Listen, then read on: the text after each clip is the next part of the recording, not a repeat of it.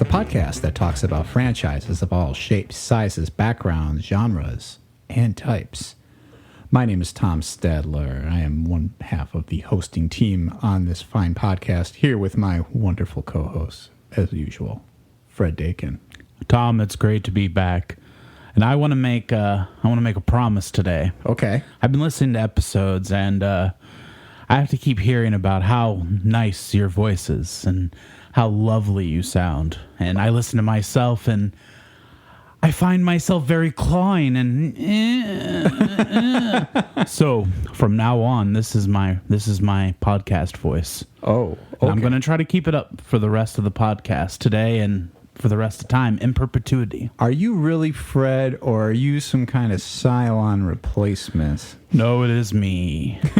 But I understand what you're talking about because of our topic today. Indeed. And our topic today, for those who are not familiar, is Battlestar Galactica. Both the original series, we'll talk a little bit about that, and the new series, the revival, as they called it, from 2004. And here to talk to us about that is local comedian Jasmine Gonzalez. Hello, everyone. I'm back. Welcome, welcome. I will not be doing a podcast voice. This is just how I sound. Well, we all can't be natural. Some of us are going to have to work at a great voice on this podcast. Some of us have to really try. Okay, Tom. Just shut up. So say we all, Fred. So say we all. So the topic today is Battlestar Galactica, a very beloved sci-fi series that sprung up at a very interesting time, and one that we've had a little bit of opportunity to talk about outside of the podcast about how much TV was evolving in 2004. I mean, that really was kind of the kickoff of what a lot of people refer to as the golden era of TV. So I guess, Jasmine, what I'm curious about, though, is what is some of your experience with Battlestar Galactica, and like, how did you first find it?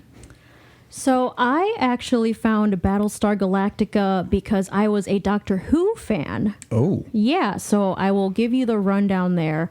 It was probably like 2012, 2013, kind of the summer between like sophomore, junior year in college. Mm-hmm. And I'd been watching Doctor Who, was a really big fan. At that point, I think I'd kind of caught up on all the seasons that were available. And so I also was big on like Tumblr, where I was like talking to other Doctor Who fans. And there was in the community kind of the sense of like, well, what do we watch while we're waiting for the next Doctor Who? And so there's kind of like a who's who of, if you liked this character, they're also who's who? Who's who of who's on who, of, actors who starred in other things. And so from Doctor Who, I got into, weirdly enough, this show called Law & Order UK, which is a direct spin-off of Law & Order. And that starred Jamie Bamber alongside Freema Agyeman, who was the Doctor Who connection there. And so from there, it kind of goes like, oh, well, if I like this actor, what have they done? And so from there, it's like, oh, well, Jamie Bamber is on this show that went off air a couple years ago called Battlestar Galactica. And so I looked that up, and Edward James Olmos was starring in Battlestar Galactica. And as a Mexican American, that's like an actor that I'm like, whoa, like he's on a TV show. Like he is like Selena's dad. He's in Stand and Deliver. Now he's in a sci-fi show. Like I gotta watch this. And so I think it was streaming on Netflix at the time. And so I was able to pretty much just binge most of it. And yeah, that's pretty much how I got into it, was through those kind of connecting fandoms. Nice. So you kind of went through like almost like 6 degrees of Kevin Bacon with Jamie Bamber finding this thing. Was Jimmy Smits, was he NYPD Blue or Law and Order? He was, I believe, NYPD Blue. Okay. I want to watch Law and Order UK. It was pretty good. Someone went around the pub, stole a packet of crisps. Oh, they got like the wigs because they're barristers. Oh, yeah. Oh, it's real good. It's real good. Because I was about to ask if Jimmy Smits was on that show, but the joke totally missed because he's not Law and Order. But it probably would have been better with Jimmy Smits. Anyway. Jimmy Smits can do whatever he wants. I also respect that guy a lot. Okay. And you have watched the series now twice way through, is that right? Yeah. Twice. Okay. So what are some of the reasons that you keep coming back to this show? Man, it's interesting because as I mentioned, the first time I watched it was around 2012, 2013, which was a decade ago now, which is wild to believe. Mm-hmm. And, I was, 19, 20 years old at the time. So you really get hooked into, like, if you're already into Doctor Who, you're already kind of into sci-fi and, fantasy. You get really sucked into the world building, the high stakes. Battlestar Galactica has all of that just really good, rich storytelling. And I think that's what really drew me in and kept me in the first time. And so I was, excited to go back into it now 10 years later. And as I was rewatching it, it just hits so differently seeing it, as an adult now who's grown up 10 more years, has some more life experience under her belt. But also as someone who has lived through some pretty big world events. Battlestar Galactica was originally written, just after 9/11. It was written, or it aired in 2004. And so it has a lot of those post 9/11 themes, which, we were kids during that time. So it's I understand what they're kind of alluding to, but didn't necessarily understand it or understand the allegories at the time. But now rewatching it after the 2016 election, the 2020 election, the COVID-19 pandemic, it's holy moly, this show is just the really good type of science fiction that is able to talk about what's going on in the world at the time, but also is very foretelling of things that can come. I think, things like Star Trek and all that have always had that tradition of just being really good at reflecting the world around them without necessarily beating you over the head with it. Yeah. And so I think that's something that I really have come to enjoy about Battlestar Galactica, is that it has really good characters, it has really good stories, really good action and all of that good stuff. But it also is just this really grounded, human-driven story that we see a lot of in modern media, but this is one of the shows that really, I think, still continues to be a standard even today. Yeah, there's definitely a piece of it that goes into the ideas that Star Trek presents of we're going to play with these bigger themes about war, about humanity, and about the responsibility of people and how human emotions can come into big events. But it took it in a less serial format and is no, we're going to tell one long linear story, which is something now Star Trek, it feels has borrowed from it, where now they've done Discovery and Picard, which are more linear story shows with a beginning and an end to each season. But yeah, now it really kind of feels like they are sort of kind of picking and borrowing from one another. And yeah, it's a very interesting thing because for those who are not familiar, Battlestar Galactica is about war between these robots that were developed by the humans, and they all live on these colonies. The humans do, that is 12 different colonies, and they are attacked by these Cylons who they had originally warred with. The Cylons left, so they're the robots that were created by the humans, and Cylons come back, basically destroy humanity. It's this mass genocide, and then the remainders of humanity are on the run, basically trying to find a whole new homeworld for all the people that are left. And so they play with a lot of themes of war and battle and all that. Can be very dire at times, but also a rife, like you said, reflection of society and how it goes about its story. Fred, what about you? What were some of your exposures to Battlestar? And I know it's a little bit less than Jasmine. My biggest memory when you say Battlestar Galactica, I think of John Travolta with the dreadlocks. And I think my biggest question is, and I think this will be helpful for the people listening, can you break down what's what about Battlestar Galactica? I know we were watching the trailer of the old school show. It was a 60s television show. Mm-hmm. And then I'm going to try to see if I can piece it together. Was there a movie based on that show, and that's that John Travolta movie? And then there's the miniseries, which I watched, which is 2 episodes that kind of is really just a table setter. And it's a good table setter, too. I will say it's very watchable, but it's a lot of setting up pieces, it feels like, and putting characters in certain positions. So, it kind of is definitely setting a path for what follows as the series, which is 4 seasons? Yes. Okay. And now, is that the timeline of all of Battlestar Galactica? fun. So I'll turn that over to Jasmine. But first, so you're thinking of Battlefield Earth with Jonathan Travolta? That's not Battlestar Galactica. I was like, John Travolta with dreadlocks. That's a new one. I thought it was a very good joke, but No, I legit thought that it was all connected. no, that's different. Because Battlefield Earth is like where he kind of discovered Scientology, I think, too. Is that like, right? Oh, it there's might like be, themes yeah. in Battlefield Earth that are like my whoever gosh. wrote that. Oh, because there's also like similar names with like showrunners and stuff. So there could be some crossover. Yeah, I think there's probably a very similar staff, but yeah, I don't think there's. Well, let's just clarify that Battlestar Galactica is not affiliated with the Church of Scientology. The Church of Latter-day Saints, though. Yes.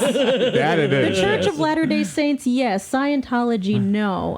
Well, affiliated, drawn inspiration from. Right. But the timeline, basically, so the original Battlestar Galactica was a story created by Glenn A. Larson. He was a prolific TV writer. I believe he wrote Knight Rider, etc. And he was a devout Mormon, and so he wanted to create a sort of sci-fi show that pulled themes from Mormon theology, and set it in space. And so he wrote this show. He ultimately came to call it just Galactica. Now, when he was writing it, Star Wars, the original Star Wars, had just been released as well. And so there's this really big craze about, like, let's get on this, space opera trend.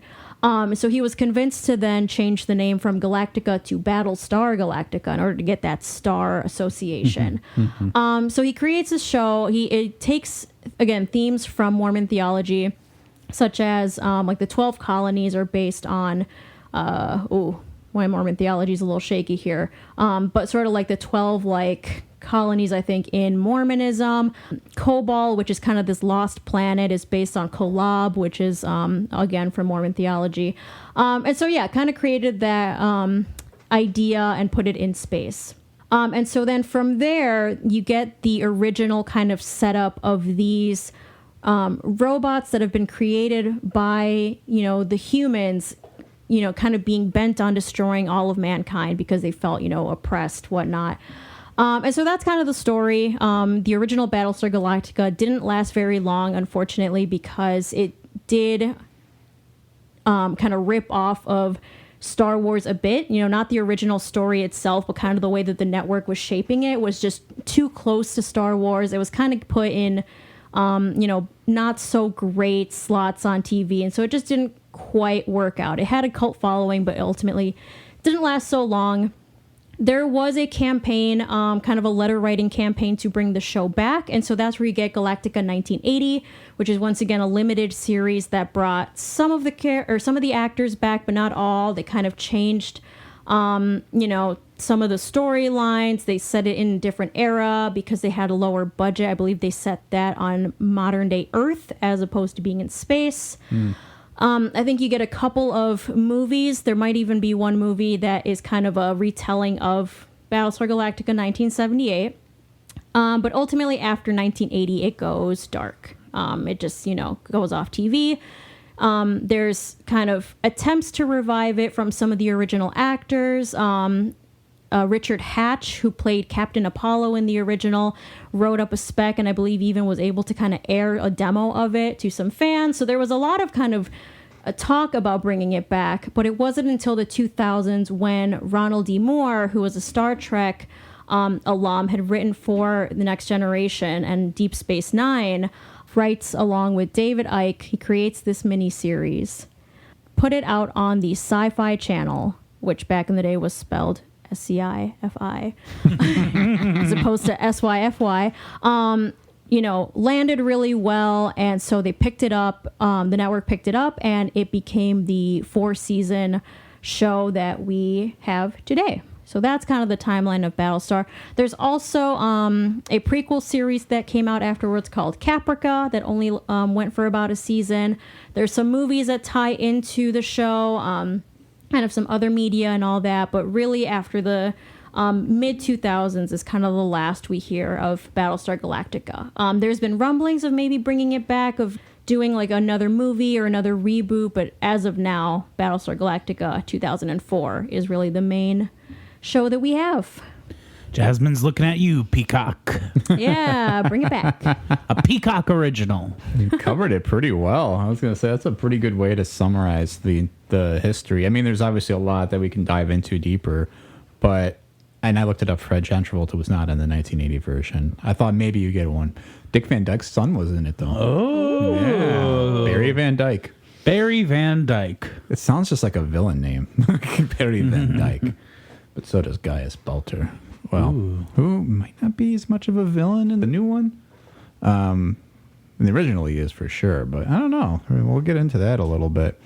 So that was kind of like the big rundown. So you really didn't catch any of that stuff though along the way, Fred, is kind of what you're saying? Outside of like maybe Battlefield. That's so funny. Except I did research for this episode and I watched those 2 episodes before that. No, I had nothing except for we were talking about like the Office references and the Portlandia sketch. 2 things that that gave most of my knowledge. But before that, no, I thought it was based off a movie with John Travolta having dreadlocks. It's amazing. And it's funny, though, too, because I think that was my first exposure, not Battlefield Earth.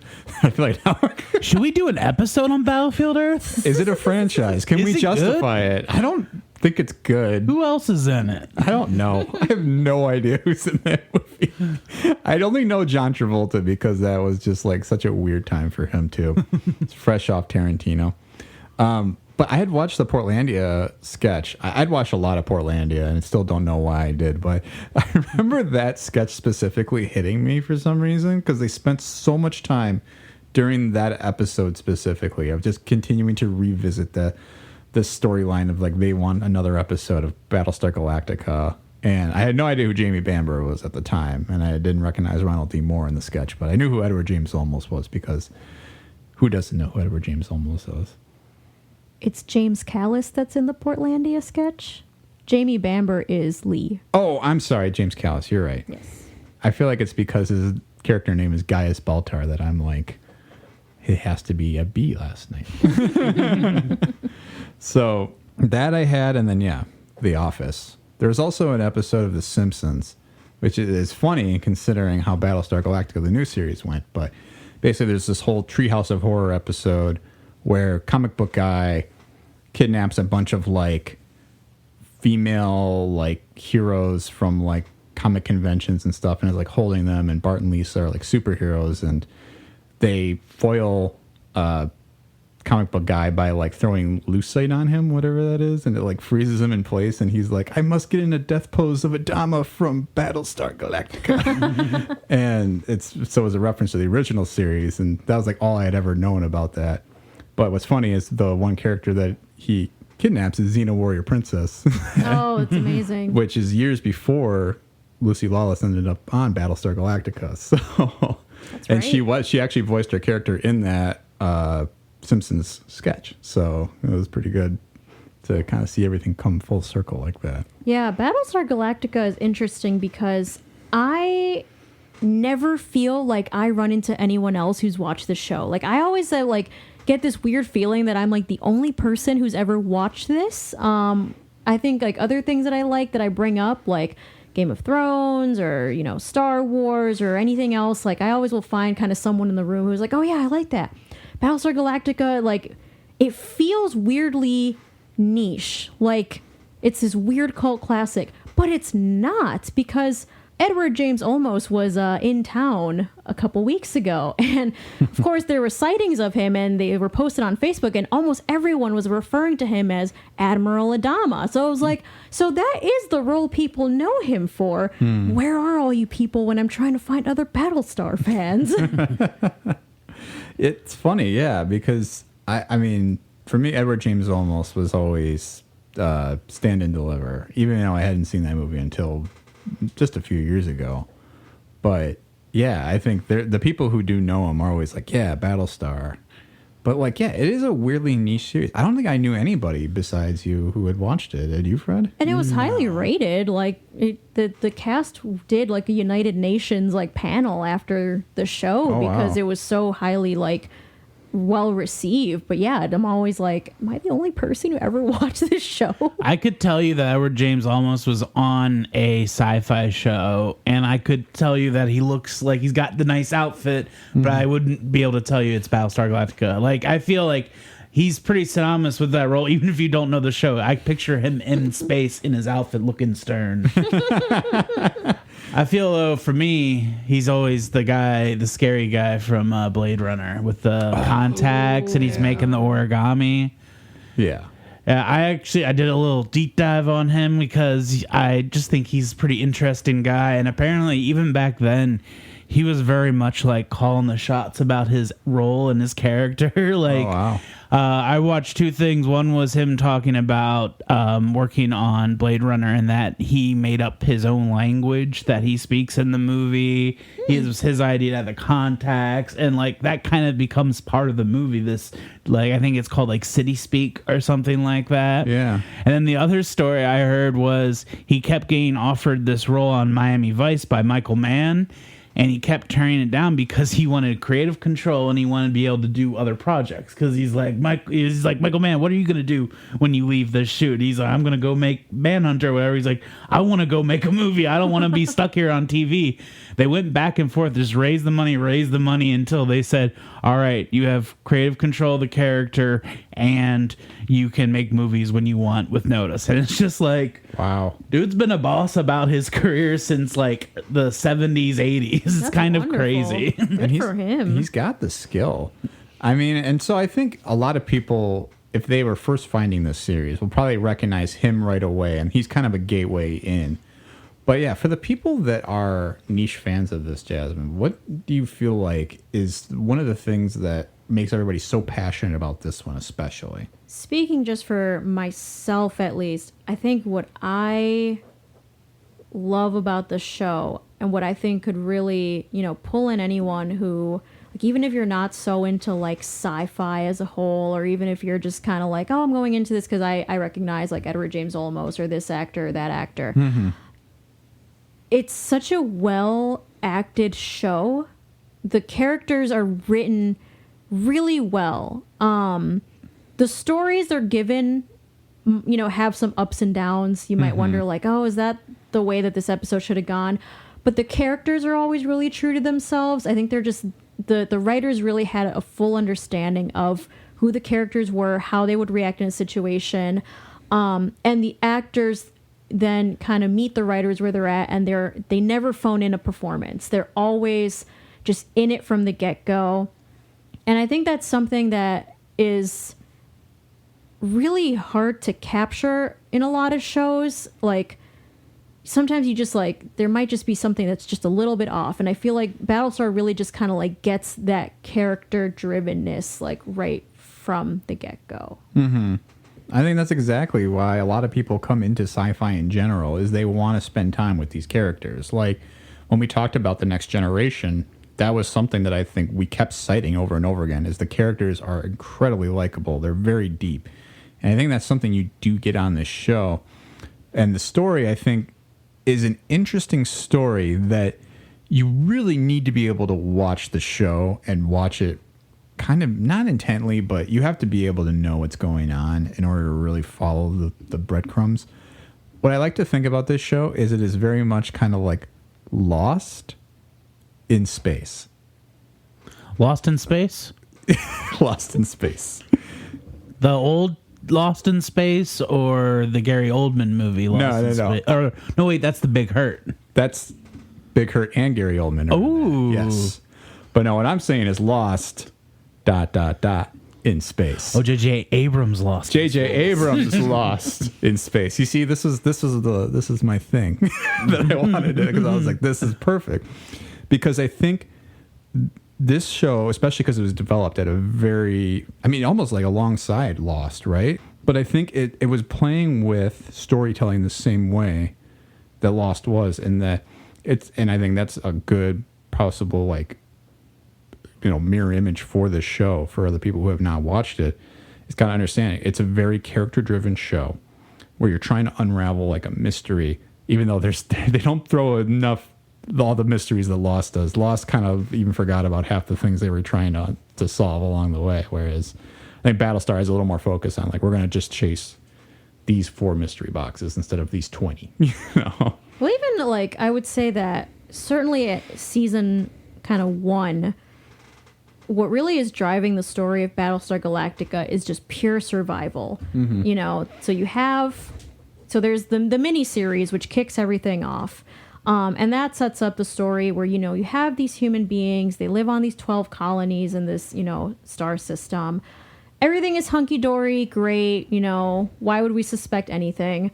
And we're coming off of this war that happened with the Cylons decades ago. It's pretty much been forgotten. Cylons have left under a truce. You know, the human military sends a representative to this kind of neutral territory meeting place to meet with the Cylon representatives, and they never show up until one day they do. And they used to, or at least some of them still do, look like these big hulking metal, you know, robots, but all of a sudden they bring with them this blonde woman, just straight up human woman. And there's the confusion of like, who are you and what is going on? And before anything can be ascertained, there is a, you know, nuclear, you know, blast on all 12 colonies simultaneously. And all of a sudden, you know, billions of people have been annihilated by the Cylons.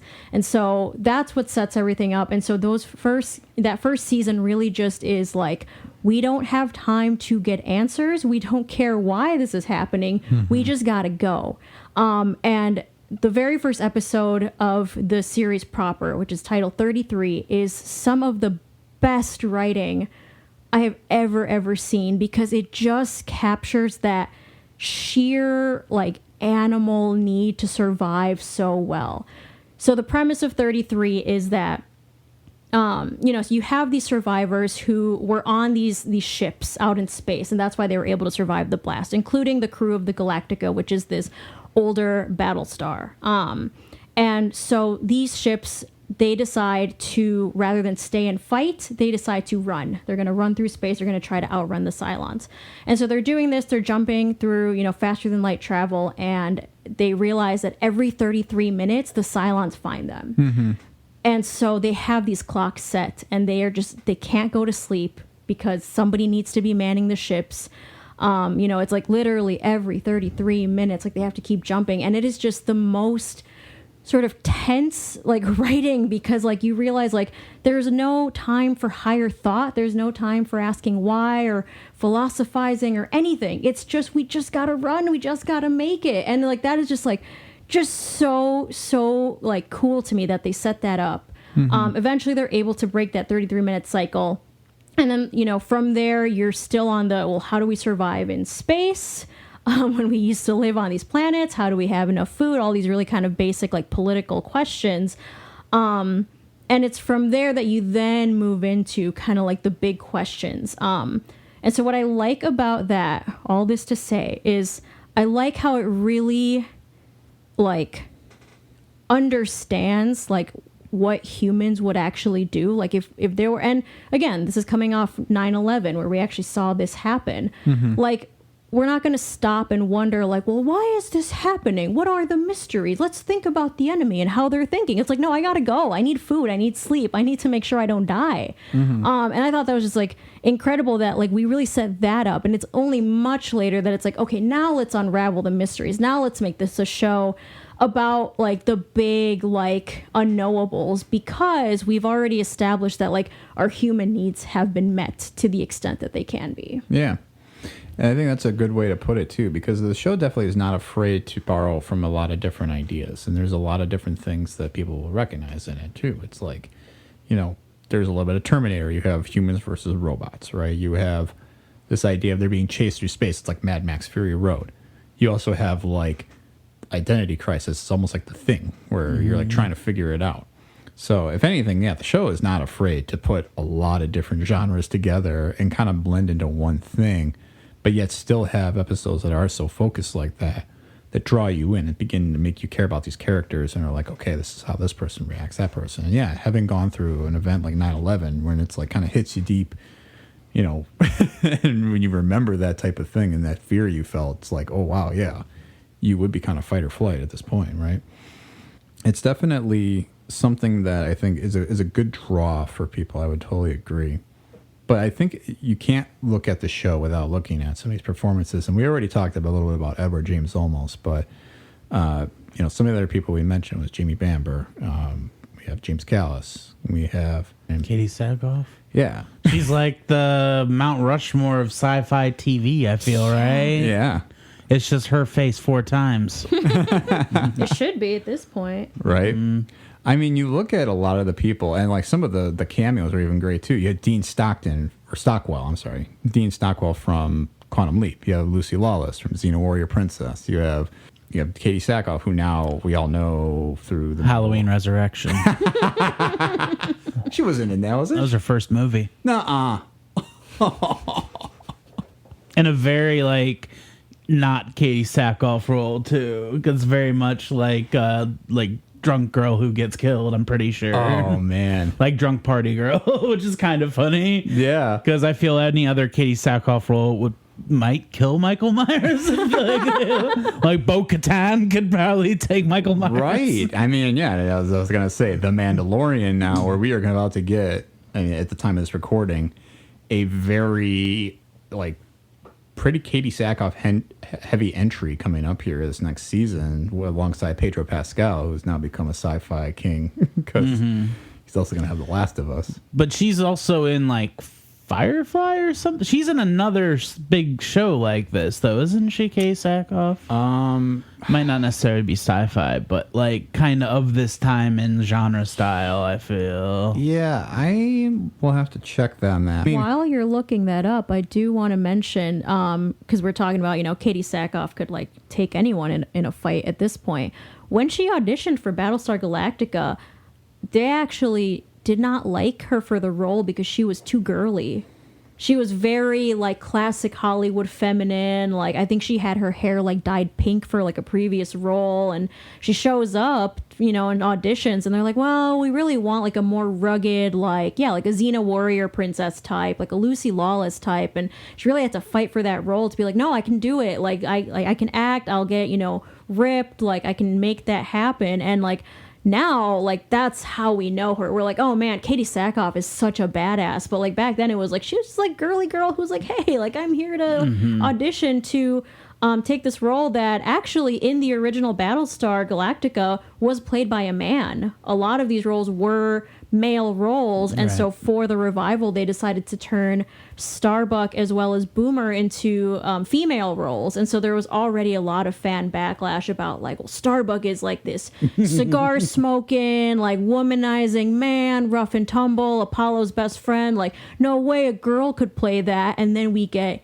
Katie Sackhoff, like thank God. She has like from just the miniseries I watched, she has very like Aliens 2 Marine grunt energy. Like when she's like sitting and they're all like kind of like roughhousing with each other. Like I thought it was pretty great. yeah, she's like who's the one that they're always like making jokes about her being more like a man in Alien, and that's not Sigourney Weaver, it's the other female actor. Yeah, the one I can't think of her name, but she's also in Terminator 2. Yeah, for sure. Yeah, which is, it's, again, there's a lot of Terminator parallels here, especially considering it's robots wearing skin. Like, that's very on the nose. I couldn't really find anything else that she was, like, in necessarily. I could have been mistaken. Maybe I was just thinking of Battlestar Galactica. I mean, it's really her big thing. I really thought she was on Firefly or something, She too. popped up in, like, the Arrowverse a little bit. She was on The Flash. I do remember that was, like, one of my first times I saw Katie Sackhoff was when I was watching the first couple of seasons of The Flash. And I was like, oh. I was like, she looks familiar. And then I'm like, nope, I don't know her from that. Now I do.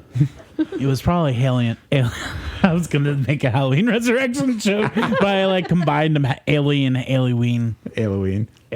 That sounds like a good movie. That's the crossover we need. The Xenomorph versus Mike Myers. Do it. But yeah, I think we do have to throw, you know, a little bit of time here to talk about Katie Sackhoff just stepping into a traditional male role and basically making it her own. And now people are like, this was a guy back in the day? Like, that's almost the response you get at this point. It's like, no, because, and I don't really know the original series, but I know that it sounded like it was very much just sort of, as you mentioned, like a ripoff of Star Wars, but like made for TV. It's almost like watching the Star Wars holiday special, but with a totally different story. Yeah.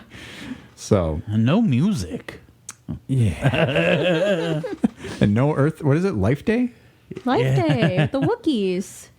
Man, what was George Lucas thinking? It's great. Everyone watch the holiday special. The Star Wars holiday special is the best thing ever created. Go watch it. Jefferson Airplane, right? Oh my gosh, yeah. Wasn't it like the grandpa or like the little Chewie or whatever? Not Chewie. What's the little nubber's name? It's like Squinky or something. It's like B. Arthur in the special too. Babu Frick. It's Babu Frick. It's totally Babu Frick. I think the little kid's name is Stinky. I know this has nothing to do with Katie Sackhoff, other than the fact that she's in the Star Wars universe now, and There we go, bringing it all back. that's her most prominent role now. Is probably as Bo-Katan in that last season of Mandalorian that we just watched. Mm-hmm. But yeah, she is definitely, though, somebody I'm surprised didn't get to do more outside of this show.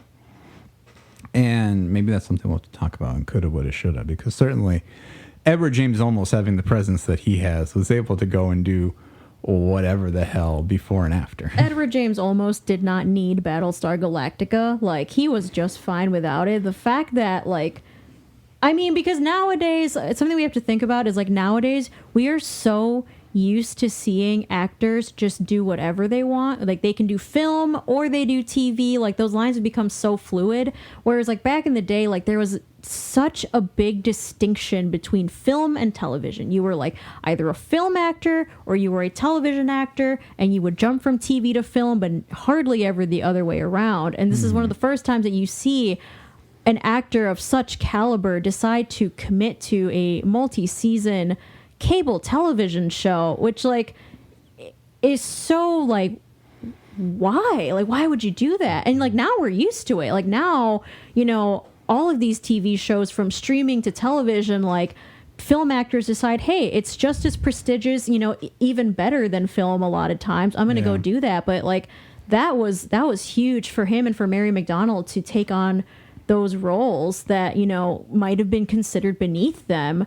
So yeah, I mean, like, they were doing just fine without Battlestar. They really elevated, I think, the entire medium of television by lending their star power and their acting chops to the show, for sure. But I think that show then kind of elevated all these other actors who got to, you know, ride that wave with them. Yeah, absolutely. And Mary McDonnell is somebody that also did an incredible job in the show, who plays very cool, calm, and collected for the most part, despite her going through tremendous amounts of stress. She's the president of the colonies in the show, who is also battling cancer.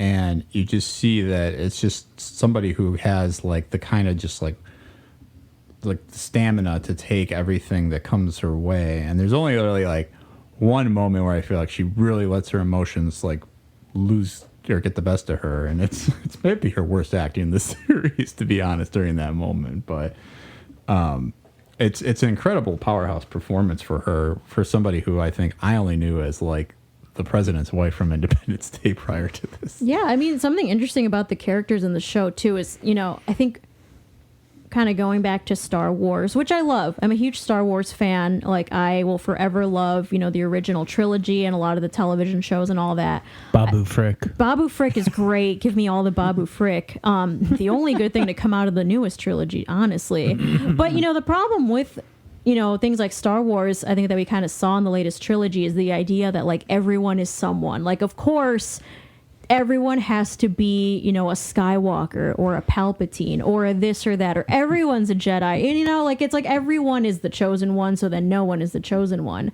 And in Battlestar Galactica, President Laura Roslin is, at the time of the attacks, she is the, like, Secretary of Education. She is 43rd in line for the presidency. So she is not the president when the attacks happen, and she is not anywhere near, you know, not the vice president, not anywhere near being up there. And so this is very much someone who has been thrust into power at the most traumatic time possible, like 43rd in line.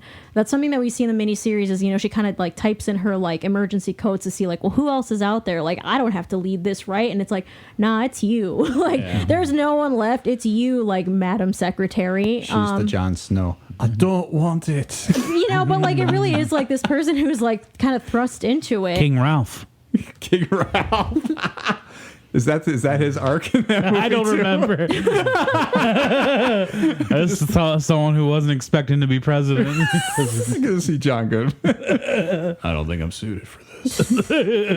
And yeah, it's kind of the same with like Edward James Olmos at the beginning of the show. Like, his character, like Commander Adama, is literally like, it's his retirement day, and the Galactica as a ship is being retired. It's literally being retrofitted into a museum. So like the hopes and dreams of like the remnants of humanity are on a school teacher and like a retiree who is like driving like a Model T, basically. Yeah. And I think that's something that's like so cool because like in Star Wars, it's like, well, everyone's special, therefore that's why we're following them. And here it's like, these people were not, like, they wanted to just like retire and like go home and live their merry lives. And now they are like leading the charge. Like, what does that look like? And I think that really is like a great, more compelling story to follow, and the actors do a really good job of playing that kind of role. Yeah, it's an interesting series in that there's a lot of people who, it's like, you are special if you find out you're a Cylon, but you don't want to find that out, because then it's just like, instead of being like, yes, I'm one of them, you're like,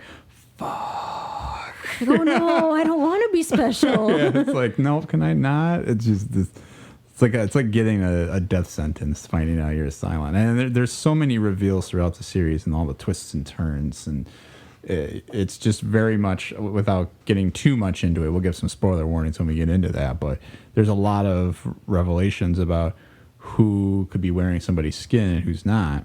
But yeah, I think the one person that has to carry a lot of that throughout the series, because we know who she is from day one, is Trisha Helfer, who kind of like has to like do this balance of sexy and like conniving and like mastermind sort of all at once. She plays like a lot of different things, almost kind of like a femme fatale that really is like more than meets the eye, literally.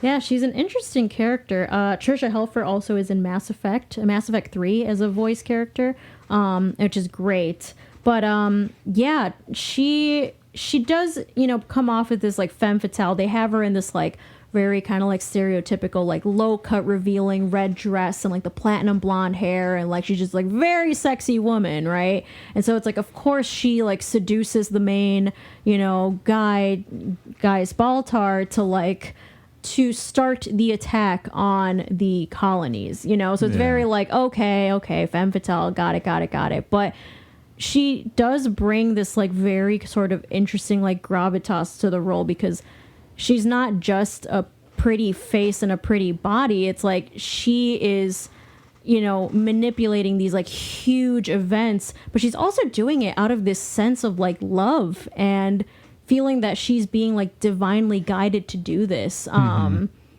it's just such an interesting role that she wasn't supposed to have as prominent of a role as she ended up having in the show. And like, really, she ends up anchoring the whole thing. She really does. And, she features very heavily in a lot of the promotional material, but really, like, she is kind of the through line from start to finish, which is like, for sci-fi, it's really cool to see like all these like women really being the drivers behind the story. Yeah. Isn't there a lot of like those situations where you have somebody who wasn't planned to be in the show as prominently, and then they end up in there?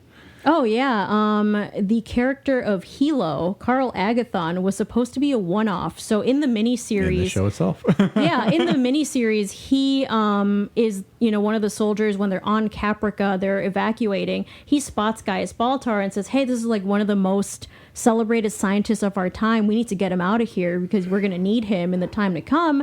And so he gives up his spot on his ship, and he stays behind on Caprica with like a med kit and a sidearm. Yeah. That was supposed to be the end of him, but he tested so well with audiences and even with the writers that they're like, we should just keep this guy. And he ends up staying throughout the entire show. His character actually becomes a immensely critical part of the entire like mythology of the show and the kind of like overarching plot of the show. And it's really cool because he wasn't supposed to be there, and that like he's one of my favorite characters. I think he's just like, and he does such a good job just kind of like pushing things forward in a really good way. He does, yeah. He's like the Aaron Paul of the show. Because I think Aaron Paul was supposed to be killed off early End on of season 1, I think. in Breaking Bad. And I think the same thing with like NoHo Hank and Barry. Like he was going to die very early on, and they're like, no, this guy's way too eccentric. We have to keep him. Urkel. What? They weren't going to kill him, but he was supposed to be just like a one-off thing, and then he became the show, and then he had his own show. That's right. Urkel did get a spinoff, didn't he? He was supposed to be like in an episode or two, and that was it. And then he became like the show. Yeah. Wild. Well, I can't remember if it's somebody showing me the opening credits to Family Matters versus like season 1 versus season 8, and it's just like it goes from like the very family focus, kind of looks like the Cosby Show, to like it's just Urkel like fucking up everyone's day. Hilo is not very much like Urkel, but Did I do that? Mr. Guy's Balter, you gotta get out. goodness. This movie or this show would have been so much better with her. I think the Battlestar Galactica, just the ship would do well with Urkel running around. Just Edward James Olmos and Urkel together. It'd be a little Rick and Morty, I feel like. I'd watch that Rick and Morty. Yeah, Urkel, come here. So it was, though. It's very interesting to see, that a character that was concepted into just kind of being a drop-in role becomes somebody who is such a large piece of it down the line. And I mean, you could go on and on about all the different great characters throughout it, but I guess what are some of the other things, though, that really make this series resonate, throughout culture as much as it does for like the fandom itself? I mean, we talked a little bit about it, like The Office is somewhere that like a lot of people learned about Battlestar through The Office, right? It's like the Bears beats Battlestar Galactica thing. Is there more in there besides that, or is that that's the like thing? literally it, which is kind of unfortunate because it's the character of Dwight who is saying that. It kind of casts Battlestar Galactica as like, oh, if Dwight likes it, then like I don't like it. You know what I mean? So it's like, I don't think The Office did any favors to Battlestar Galactica. Like, I highly doubt anyone's like, Dwight likes Battlestar Galactica. Let me go check that out. Absolutely not. I mean, I'd love to see the numbers. Maybe they did have a spike after that episode, but I doubt it.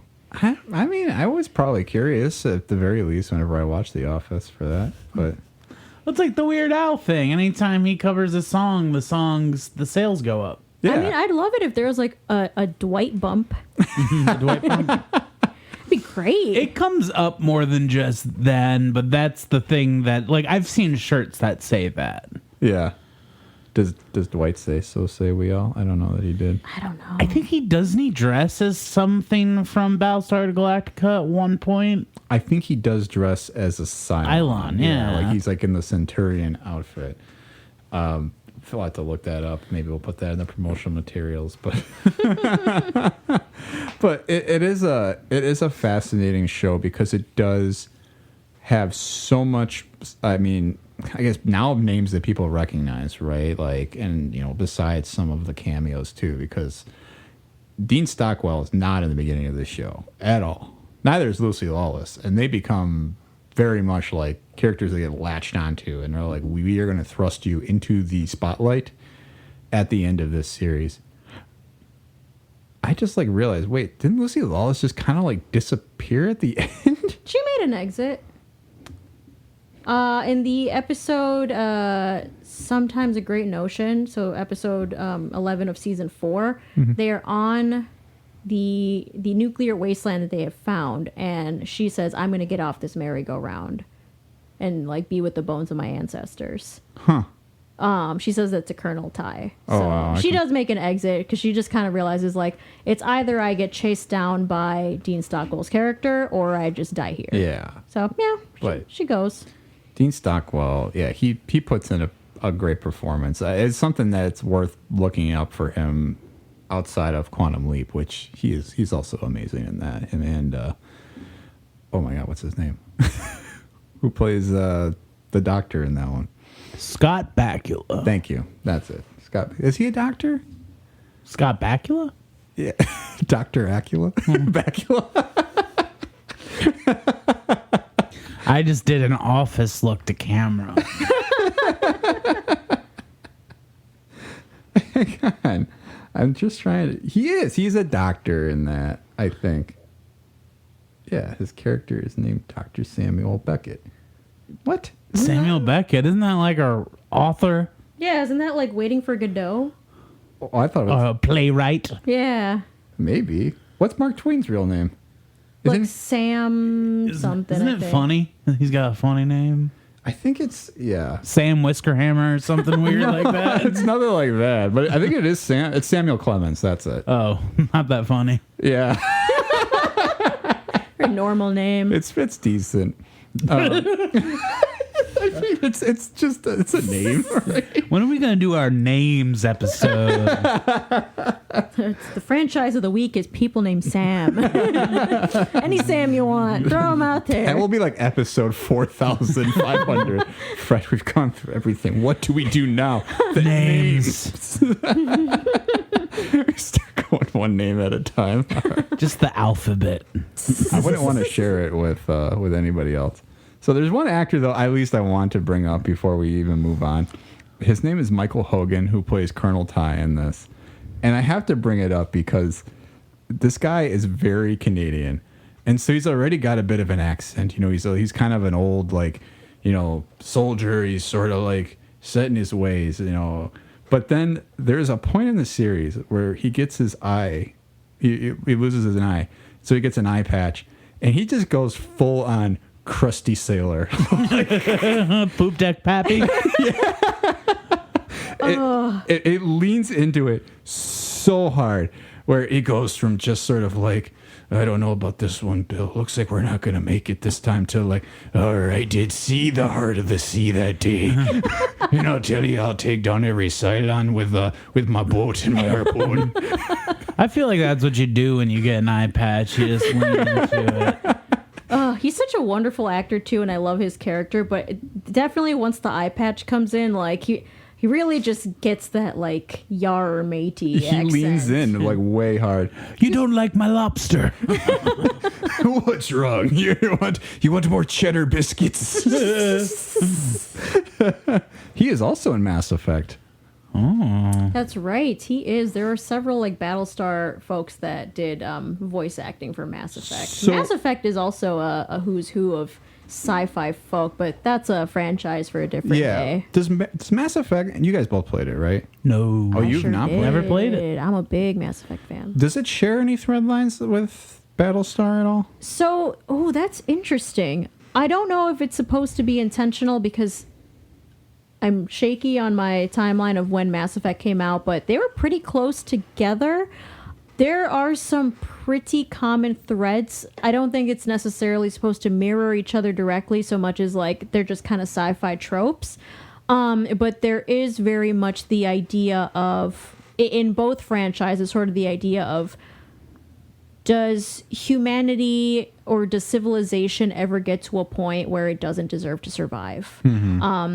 That's kind of the big thematic question that is in Battlestar Galactica, and it is also the thematic question, but also the literal plot driver in Mass Effect, where you have these like sentient kind of robot machines that all of a sudden appear and they're like, all right, your time is up, we're gonna call you. And it's the idea of like, well, wait a minute, like, don't we deserve to live? And the machines say like, no, like, we think you've just gotten too big for your britches, you're done. And you do kind of get these questions of like, well, are they right? Are we right? Is there a way where we can like live together? So, I mean, if you're a big like Battlestar Galactica fan, you will probably love Mass Effect and vice versa. I know I certainly love both. Is that like a shooty game? You shooting? It is a shooty game, but it's got really good story. Nice. So it's totally, and like the shooty is fun because there's like different classes where like you can like pick people up with your mind powers and then shoot them. It's great. It's I good like stuff. that. Yeah. That kind of reminds me of like BioShock. Yeah, it's very kind of like BioShock in that way. BioShock is the game episode we should do. Yeah. Add that to the list. That's probably on there already, but I'll make sure we get it on there. You might visit Mass Effect too. At some point. If it's something that I can play like on the PlayStation Store or something, I would get into it. Get a whirl. Yeah. So before we get into our coulda, woulda, shouldas, I want to ask a question as someone who watched the first 2 episodes of the miniseries. What would you say to someone who's looking to get into a sci-fi show? Why Battlestar Galactica over, let's say, Star Trek Next Generation? I feel that's the closest comparison. It's a little older, but that's what that kind of felt the same vibes to me when I was watching it. For sure. I do love, Star Trek The Next Generation and all of that. I think kind of the difference between shows like that versus a Battlestar Galactica is, with like a Star Trek TNG, or really most Star Treks, up until the kind of modern era, it's very sort of like monster or alien of the week. And there are some like truly beautiful stories in Next Generation that like still make me tear up when I watch them. But it is kind of like you kind of jump in whenever, you drop off whenever, which is great. I do love that kind of show. And the difference with Battlestar Galactica is you do have to watch it with kind of more intention, because there is just so much story and character development and just like world building that's happening. It's, for the most part, every episode builds onto the story. There are a few standalones that, you watch, you kind of get a feel for, a character or a certain aspect. But most of it really does build, keep building on itself towards this final goal. And again, it's difficult because nowadays, well over a decade after the show went off air, it's left such a mark on television that you'd think, well, a lot of shows do that now. Like a lot of shows are that kind of like, 1 or 2 season, we have a story to tell, we tell it, we're done. But Battlestar was really one of the first that did that. And it's really cool to kind of go back and see something that feels so normal to us now as a like storytelling medium that was so groundbreaking back in the day. So I think it just kind of, if you're a big fan of like kind of prestige television or anything like that, it's really cool to just go back and see where it originated from and just see like how it holds up. And I think it holds up spectacularly. It's just got that really good storytelling. It's more character driven. And it's got, honestly, one of the more kind of diverse casts that I've seen on a TV show, which speaks more to the problem in Hollywood of how maybe not diverse casting can be, even now. But for, a 2004 show, like, again, several of the roles were switched from men to women. And not for, not to make, like, the case of, like, oh, well, let's just, like, meet a quota and get some girls in there. Like, no, like they felt that, for example, like a Starbuck, like it could be played by a woman and maybe would be more interesting that way. And it was, you have a Mexican American actor in the lead who isn't necessarily playing a Mexican role. But he is just kind of playing a role that like an old white man could have played. You have Asian actors, you have like actors of, various like ethnicities, races, nationalities, etc. That is, again, very interesting to see that early on, and kind of disappointing that we're not beating that standard today, but cool that it was happening then. Yeah, well, it certainly feels like people are more intentional now about adding diverse actors and creators into the mix,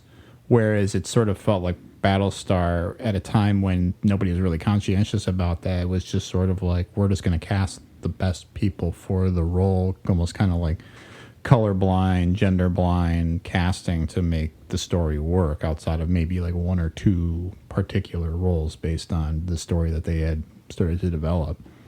So but you touched on something very interesting too, of the fact that it was that time. Like network cable didn't understand that you can cut something off early and be done. And it's like, you don't have to make 20 episode seasons just to meet your budget or meet your order. It's like you can just be like, okay, what do you got for this season? Oh, 10 episodes? Great. We'll tell you what we can 10, and then we're on to the next one.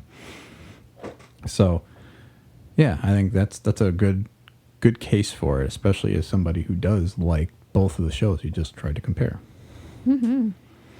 So, on that note, we'll jump into our coulda, woulda, shoulda, because we got some stuff to unpack. And this is the part of the episode where we will say, I think we've been pretty good about being fairly spoiler-free so far. So, if you care about spoilers for this show, this is your time to maybe fast forward ahead. And, just watch out. And we'll give you a warning when we're back out. But let's talk a little bit about some of the story and how they kind of bend it down, because I think you can say this show has a controversial ending. It's like The Sopranos. Yeah, you either loved this ending and we're like, yep, I totally get it. That's the way it had to go. Or you're like, what was that ending? It is very much, to this day, people are still very split on the Battlestar Galactica ending. Isn't it like a Dark Tower sort of situation where it's like it's happened before? Yep, and that's a continuous phrase throughout it. It's happened before and it will happen again. All this has happened before and all this will happen again. Yeah, I was actually gonna punk Fred for a second and say, the pod bay door is open and then it cuts to black. While Don't Stop Believing is playing. Funnily enough, there is a song that has some prominent meaning in this, but it's All Along the Watchtower, not Which version? Jimi Hendrix. Oh, nice. Well, they do an orchestrated version though, right? They do in universe. It is an orchestral version, which we haven't mentioned yet. Holy moly, franchise player. The composer for Battlestar Galactica is Bear McCreary. His most recent work was Rings of Power on Amazon. He's done other big stuff. God of War. The two new ones. Yeah. Super awesome music throughout the show. It makes the show. I mean, I think like that's something I love about the show is like the acting is great, the writing is great, the music is great, like everything just like fits together so well. But yeah, he does a instrumental version of All Along the Watchtower, which is based on kind of the Jimi Hendrix version, as we kind of see towards the end of the season.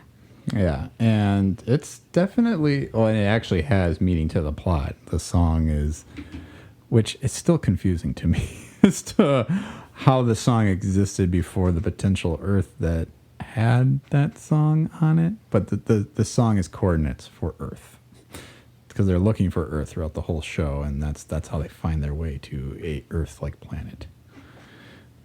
Right? Am I wrong about that? You're not wrong. Yeah, it's one of those interesting story choices where, so you have these kind of critical characters coming into a very key piece of information about themselves and their role in sort of this story. And they are awoken into this knowledge by a certain piece of music. That music could have literally been just anything. Like, it could have been any motif, and they decided to make it All Along the Watchtower. My understanding is that showrunner Ronald Moore has specified that there's no real reason for it being that song. I mean, the lyrics kind of like fit, but I mean, did it have to be? I don't know. Yeah. I always thought that in All Along the Watchtower, he says the hour is getting late. No, he doesn't? No, that's what he says. That's not what I thought he said. Oh. I thought he said, "Oh, I was getting late." Oh. Especially in the Hendrix version. That's for sure. Listen to the Hendrix version. That's what I heard as a little kid. I was like, "Oh, he's getting laid." Yeah. I mean, I'll say this to even kick off our coulda, woulda, shoulda. I mean, so the story definitely ties itself in knots a little bit, and I think it was maybe a little ill-served by the era in that it had to have these 20-episode season structures where it feels like it's almost like they could have gotten to the point maybe about 5 episodes sooner in some spots, and you're just kind of left sort of like dangling. Like, you literally get a plot point that seems fairly critical, and then it's like, 3 episodes later it pays off of like, so there's like 5 secret Cylons that you don't know who they are, but they're actually people in the fleet or whatever. And they're like, someone's like, it's this person. And then that ends, and then there's 3 episodes, and then you don't actually see that character until 3 episodes later. And it's like when he's like, oh, it's Ellen. Oh. And then it's like there's a whole subplot about a mutiny for 3 episodes where that doesn't feel like they address that really. And then they come back and it's like, oh, by the way, we're going to go spend time with Ellen now. After this revelation happened like 2 hours ago in TV time. You know? I could believe it was Ellen. You know, I hear she's pretty mean to like the people who work around her. Ellen is a robot in secret. We all know it deep down. But I do think if there was the format today available for Battlestar Galactica where they could tell a 10 to 13 episode season, I think it may have served it better. But also, I mean, they also ran into a writer's strike where they had to kind of rush some of the story plots along. Are you saying like maybe like a Stranger Things style where it's like this season we got 7 episodes. Some of them are an hour long. Some are 45 minutes. It's what we needed to tell the story. Yeah. But I think that type of thing could have worked where it's like, hey, we just want to like get from point A to point B, where there's a lot of episodes where it's like they literally are fighting with like anti-vaxxers for a whole bucket episode or bottle episode. And it's like, well, what does this do to serve the grander story other than offer not a lot of character development for some of the people in there? I don't know if you can agree or disagree with me. Yeah, I mean, again, as we kind of mentioned, it was a cable TV show, very much at a time where this was just the way that television shows were made. You know, you were given a season, you wrote for that season, you filmed that season, you know, you got renewed, cycle continues. And yes, you have the 2007-2008 writers' strike that put a big hiatus on season 4, which is the final season. And depending on how you look at that writer's strike in particular is kind of a blessing or a curse, I think. Because a good chunk of the show, you know, it's being written as they go. So they have the kind of big ideas of what they're going to do and kind of what they're going to go towards. But most of the show, as you know, the writers have kind of said, it was, they were coming up with it as they went along. They didn't have like a finite like end goal. They didn't have like necessarily the answers to all the questions they were setting up. They really were discovering it along the way. Mm-hmm. You can kind of see that at times where you start to think, oh man, like this is going to be a really big like setup to like this really big payoff. I can see like all of these like patterns coming together, and then it's not that thing. And you're like, oh, okay, like I thought it was going to be this, but it wasn't. And it's kind of because like the writers didn't quite get to that same conclusion when they were writing it. So that certainly happens throughout the show. Or yeah, you get some episodes that kind of stand alone and are still enjoyable to watch, but you kind of wonder like, how does this move the plot forward? And it kind of doesn't. Yeah. With the writer's strike, what's interesting is that there were potentially other endings that would have capped off the show. That if that's to be believed, I'm really glad that they got that writer's strike to kind of pause and think it through, because even with the ending being as divisive as it was, and we'll kind of get into that ending a little bit here so we don't leave folks hanging, there were endings that probably would have been worse. And so I'm kind of glad that they had that time to stop. And it does make me wonder if they were operating on kind of that Stranger Things, like, you know, we'll come back when we have a season ready for you mentality, if they might have gotten a tighter story. We don't know, because that's also very new territory that we're still figuring out how that works too. Yeah. And I think there is something to that though too, because I think we should talk about the ending of, so Fred, you were right when you said it is very much like it's a loop where, you know, they get to Earth, they get there before humanity has developed, like they're back in like where it's just like tribes like stationed across the planet in like Africa or wherever, and so they split up the remainder of the fleet to colonize the planet, and they sort of like share their like findings, but they ditch all their technology. It's being like, technology never did us any good, so they make a truce with the Cylons, and like they try to live in peace with all the human Cylons, and it's sort of like, so yeah, they're just sort of like off trying to do this, and then but inevitably humanity goes through its evolutions over 150,000 years, and we get right back to the point where we're building robots again. So it's like, and there's a lot of like religious motifs involved with that too, where it's sort of like there's like angels maybe that are sort of like involved with the story, and creates a bit of confusion. That might be my next coulda, woulda, shoulda is, and maybe Jasmine, you can help us understand that piece. Yeah. So, I think with the first time I watched this show, I came away with a lot of those feelings of like, we didn't get any answers. What was this thing? They kind of left us hanging.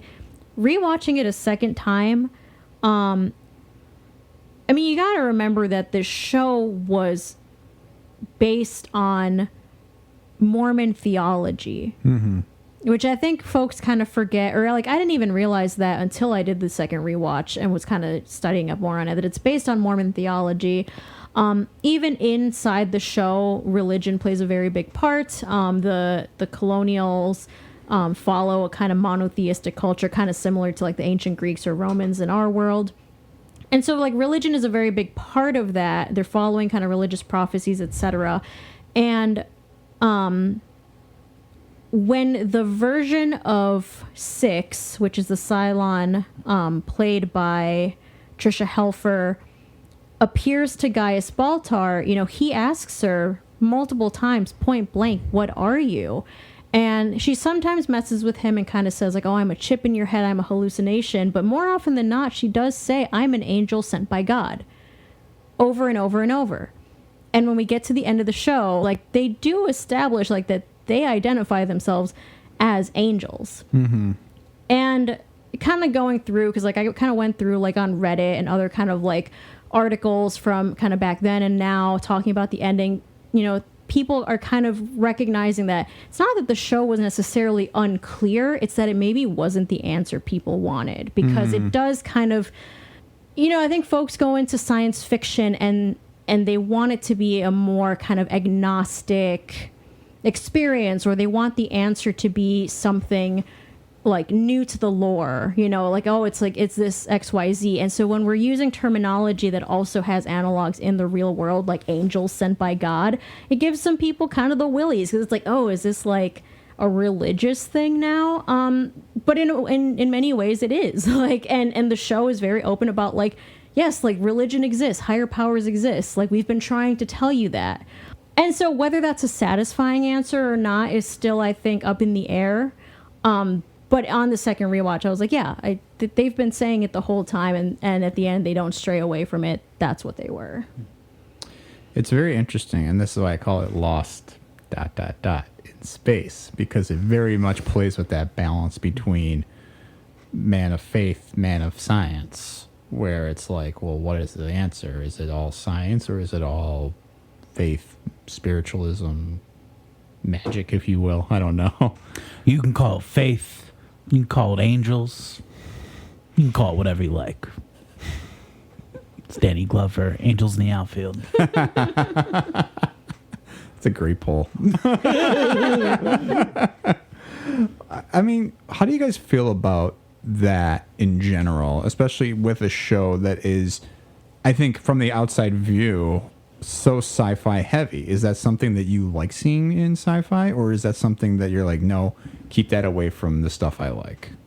I like it always. I like it where there is that kind of, this is separate from religion, but also I'm a fan of Prometheus. So like, I like it both ways, I'll say, Sure. Whatever you're feeling. I mean, that's kind of the fight between Star Wars too, right? Where it's like, you have the scientific answer to the Force, which is like, oh, there's little microbiology that gives us our power, right? Like the midichlorians. Never called the Wills.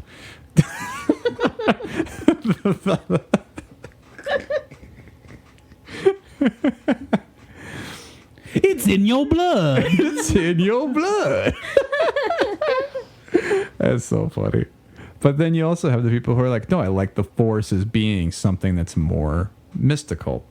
So it's like, but I think that's the one property where it feels like people were like all the way in and like, no, the Force is like, it's a religion, it's magic, right? Or it's like some kind of like spiritualism thing. And they hated the turn towards like, oh, there's a science-based reason for the Force. And I think that's kind of something that is interesting with Battlestar, because I think the idea of them being just angels is something I'm sort of like, okay, I guess. Because, I mean, there's another character which is Katie Sackhoff, who also presents as potentially an angel at some point. But her departure is very unclear all around. Why does she fly away with angel wings? She just up and disappears. Like, it's a very strange arc for her that I wonder if maybe it got hurt a little bit by the writer's strike in a way. I don't know. There seemed to have been maybe a lot of different possibilities for her character. I would have loved some more clarity, at least. Ending a show is hard. It is. Mm-hmm. To tie up every loose end that you want to. Because I think the tough thing with that character is like the characters that are presenting as angels, like nobody else can see them but two people. That's how it is in Angels in the Outfield.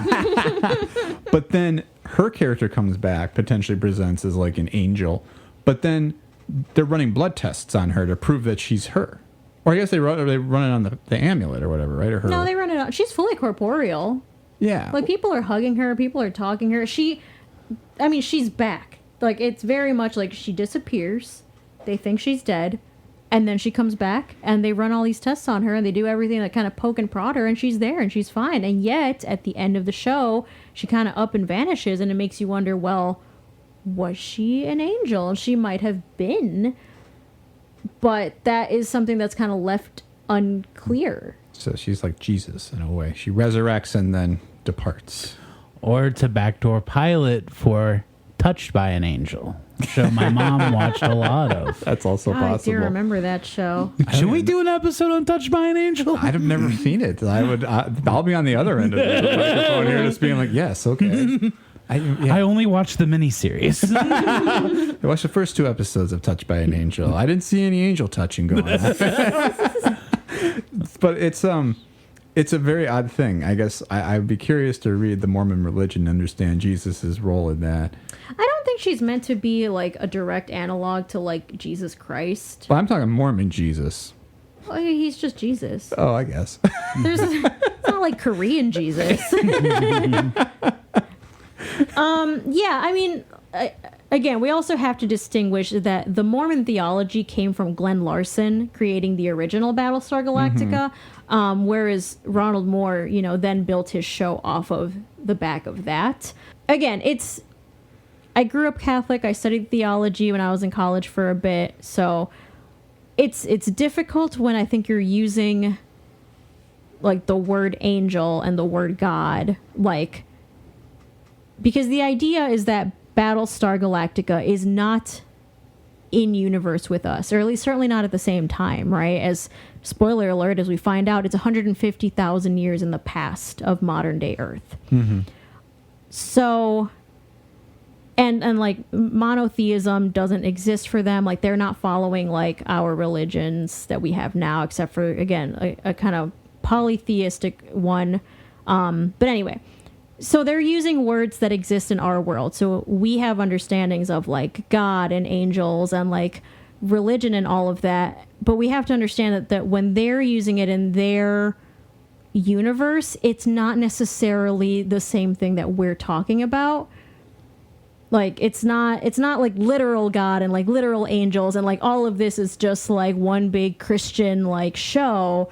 Like, it's just like, it's the only words we have to describe it. And I think it's kind of just like a limitation of like human language that like we don't have anything else to call them. Like, we're just like these like dumb animals who like our level of intelligence only goes so high, you know? And so like in universe, it's like there's just these forces that cannot be explained. The closest word we have to call them are angels, you know? And I get it. That rubs people the wrong way because they're like, oh God, this is too Sunday school-y. But like, I don't think it's meant to be like that direct. It's not like a bonk you on the nose, like this is a Mormon show kind of a thing. Well, no, I think in a way it's kind of similar to the whole idea of like like Thor, like the MCU movie of like gods exist, but they are aliens that came to our society and kind of like presented as these like higher forces that could do these amazing things.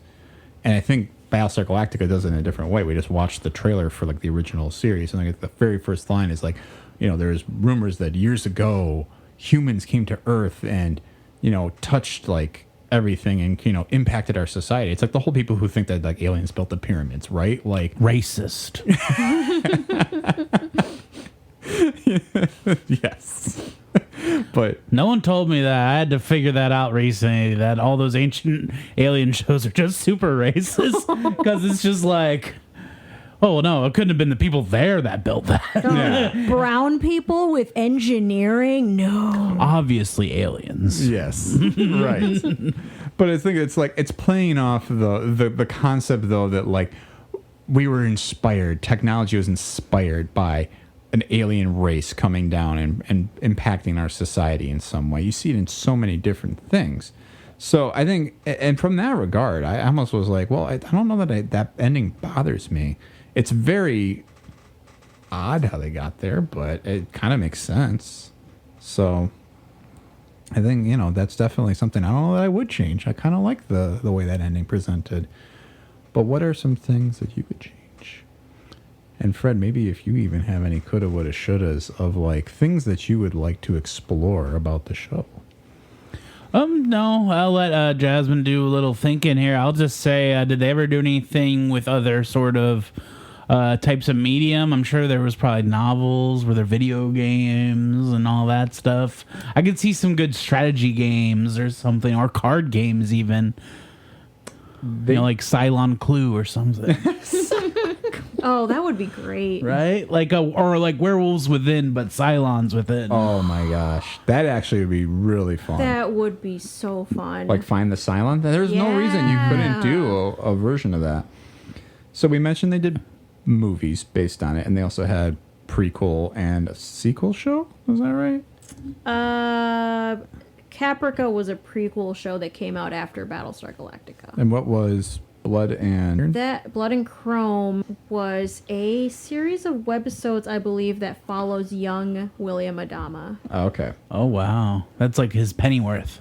Yeah. Yeah, the origin of Batman's butler. The origin of Battlestar Galactica's captain.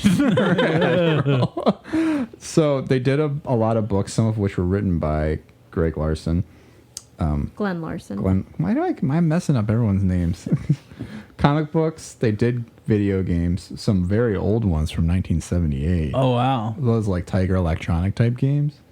But it does look like they did have some tabletop games, so you guys can look some of that up. Yeah, I could see the kind of tabletop strategy games being tied with a show like this. They also did, once upon a time, a studio tour back in 1979 at Universal Studios that eventually became Back to the Future, the ride. I'll let you know if there's any like remnants of just a cardboard cutout of EGO somewhere. Fred's just like, all of this has happened before.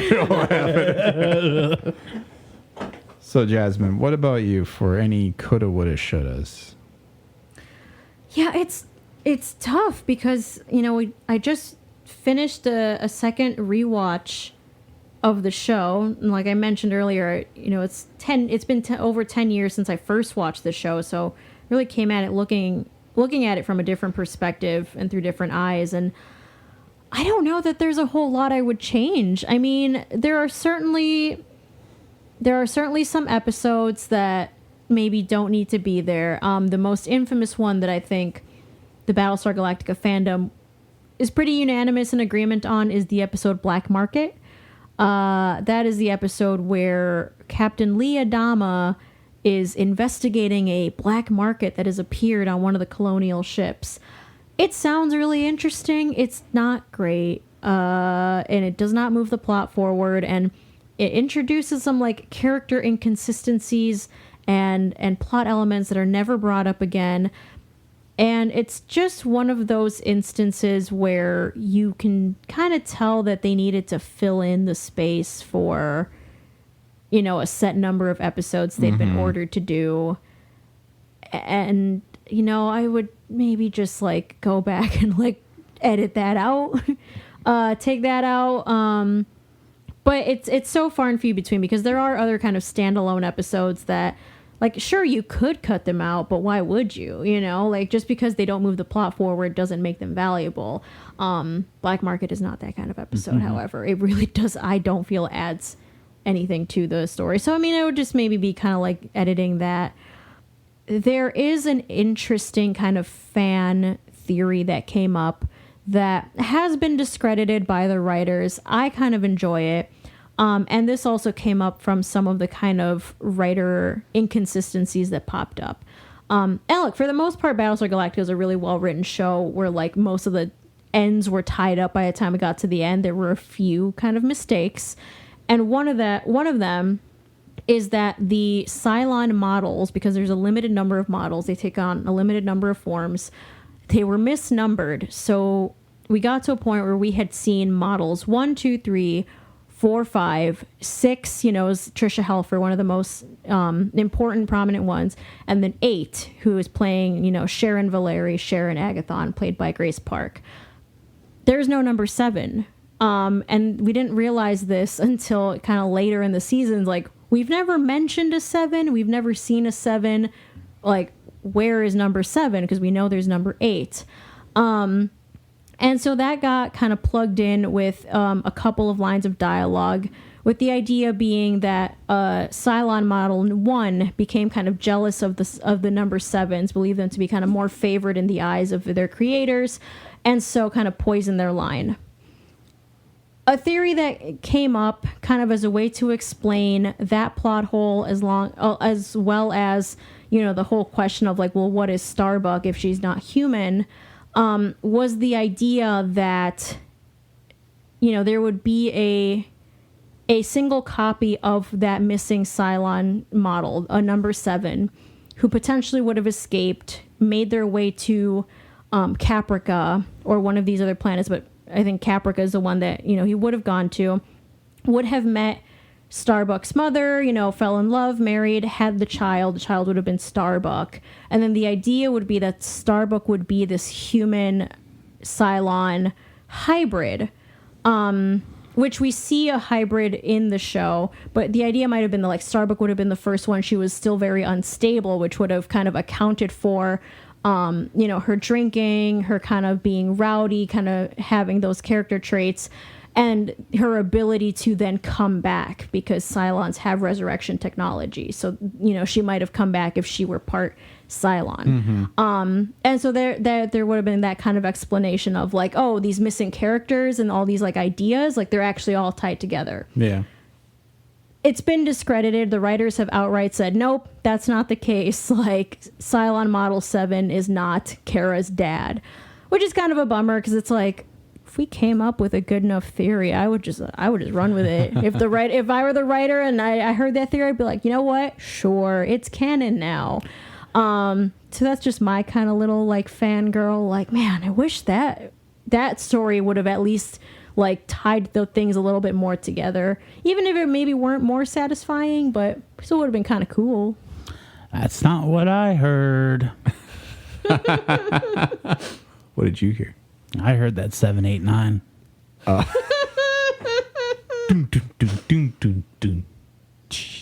Room of comedians here. Yeah, right. So it happens every time you get us all together.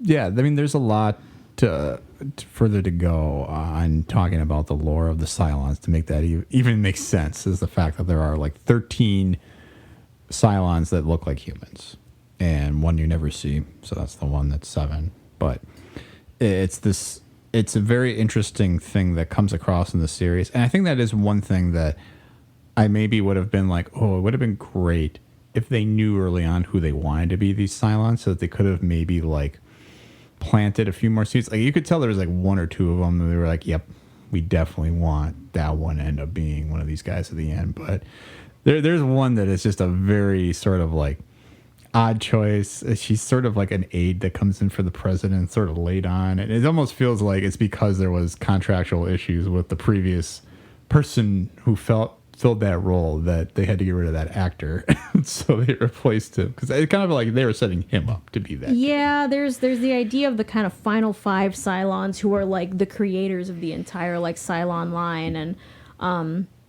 in sort of season 3, you have Lucy Lawless's character going on this quest to try to figure out who these final 5 are, because like their memories of them have been like locked away for the entire like Cylon race, and so she's on this quest to find out who they are and see their faces, and she finally gets there and she sees their faces, and in a great Lucy Lawless performance, she looks at them. So when we're watching them as viewers, we just see like these really bright, like hooded figures, like shining in white. You can't see any identifying features, and she approaches one of them, kind of touches her face, and is like, "I'm so sorry, I didn't know."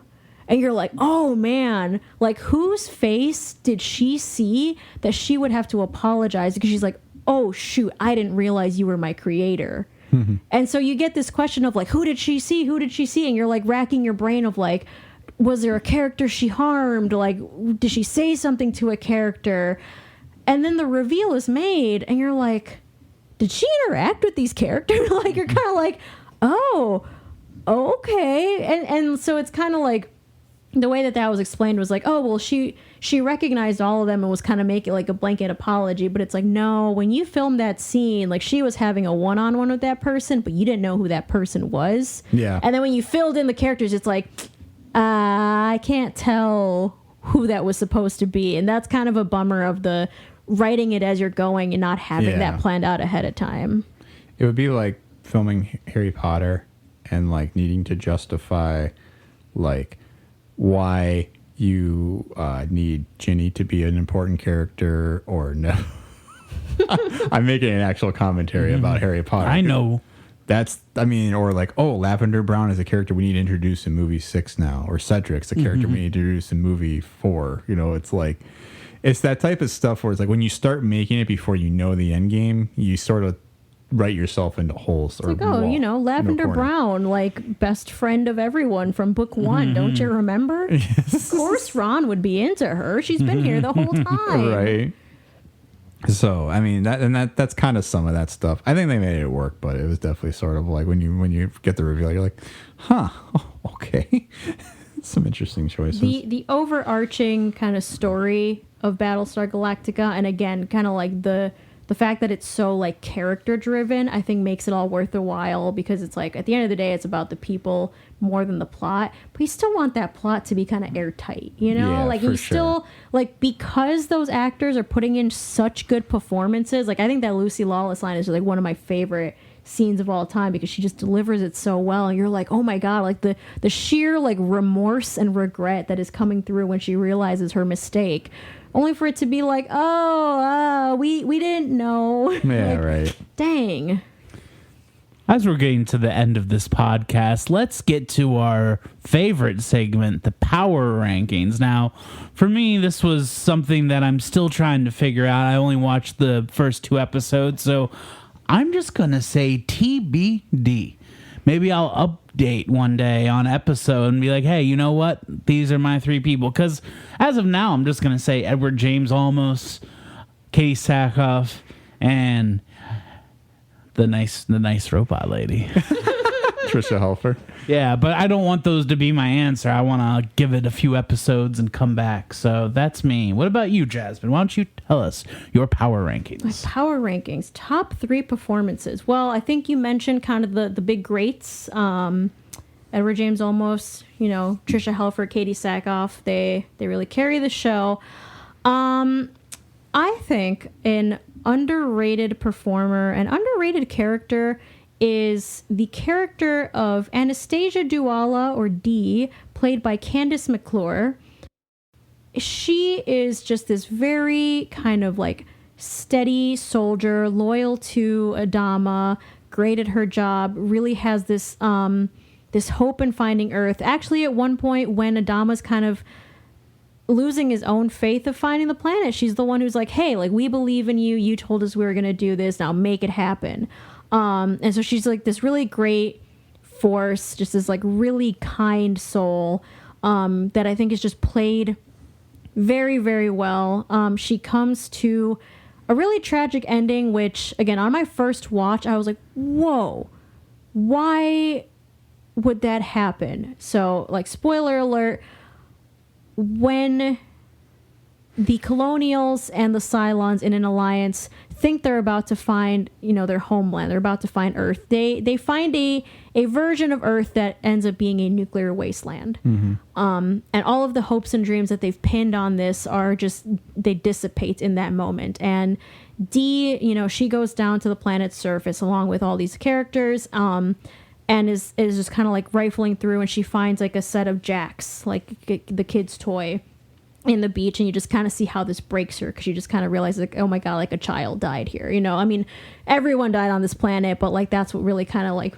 breaks her. And she's been this character that throughout the entire show is just like so hopeful on, like, we're gonna find Earth, we're gonna make it happen, I'm gonna do everything I can to make it happen, and this just breaks her. And she goes on one kind of like final date with her, former husband, Leah Dama, is like in these high spirits. Everyone's like, wow, like you look so happy, you look so great. She's like, yeah, I'm having such a good time. And then immediately shoots herself in the head. And you're like, oh my gosh, like, why would you do that? Like, why would they do this to this character?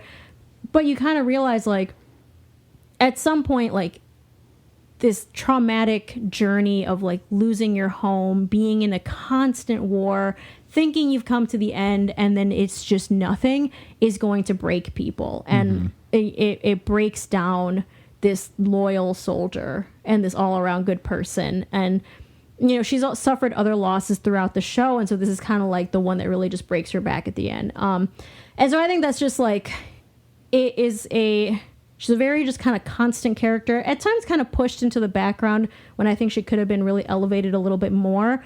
But I think that story choice is, again, kind of really drives home what is so great about Battlestar Galactica, is the idea of like, these characters don't all have plot armor. Like, they're going through real like mental health issues, and like, you lose faith in this thing that you were dreaming about. Like, some people are not going to handle that well.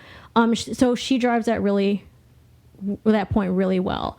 So Candace McClure as Dee is one of my top faves. Good pick. Good deep cut too. Yeah. I think she's underrated. I think another great performance is Tamo Pennicott as Hilo, Carl Agathon.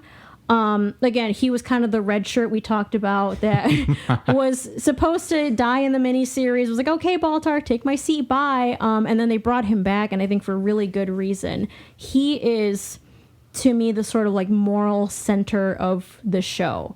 Like, I think a lot of people kind of want to think that like Lee Adama is like the moral heart of the show. And I love Lee. I think Jamie Bamber is great. But I found at times that, like the character of Lee Adama is very much this like daddy's boy who is trying to step out of daddy's shadow and figure out who he is. And so a lot of his story in the show is like him kind of trying out these different personalities and these different roles, and like kind of trying to like become his own person.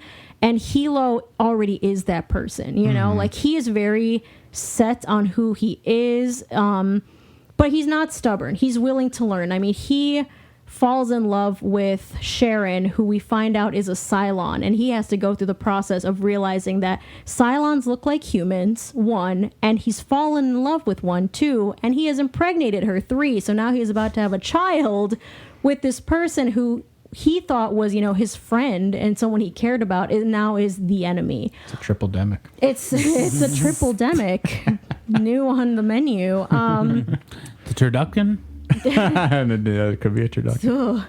But yeah, I mean, I love the character of Hilo because he is very true to himself, but he is also the character who is willing to grow and to adapt to the new circumstances, and also to kind of be the canary in the coal mine of being like, hey, do you guys really think we should be doing this? There is an arc in about season 3 where there's the potential to, infect the Cylon resurrection ships with a virus that would wipe them out all at once.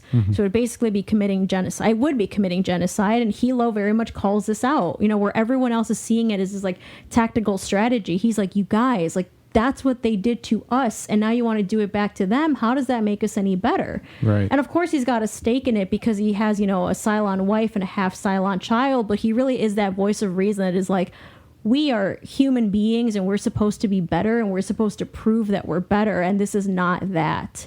And I think that character just does it really, really well, and I appreciate that he plays it in a way where it doesn't come off as preachy or annoying or like, oh God, Hilo, get out of the way and let Adama go, like stomp on some Cylons. Like, it really makes you pause and be like, oh shit, like, you're right. Like, just because the Cylons are quote unquote evil doesn't mean we get to go like just commit genocide. And again, kind of in light of like 9/11 and all of that, I think that's like, those are the types of voices that like we need more of, to be like, whoa, we don't just like go and like bomb people or start wars because, you know, they came and did this. Like, we need to consider like, what's the best solution here that actually like is dignified and like preserves our humanity. And so I'm like, I don't know, as a poli-sci major, I'm like, we need more Hilos in the world.